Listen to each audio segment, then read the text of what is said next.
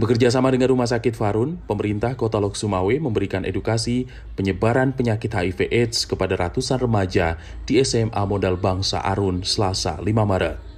Edukasi ini dilakukan sebagai upaya pencegahan meningkatnya angka kasus HIV/AIDS di Kota Lok Sumawe yang saat ini mencapai 76 kasus. Pada tahun 2023 tercatat lonjakan kasus mencapai 20 pasien yang didominasi oleh laki-laki.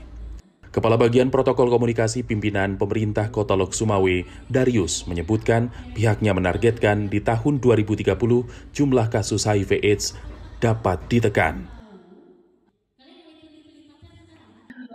Kami berharap bahwa kegiatan ini dapat memberikan pemahaman kepada para pelajar di Kota Lok Sumawe karena mereka juga sangat rentan terhadap penularan HIV/AIDS ini.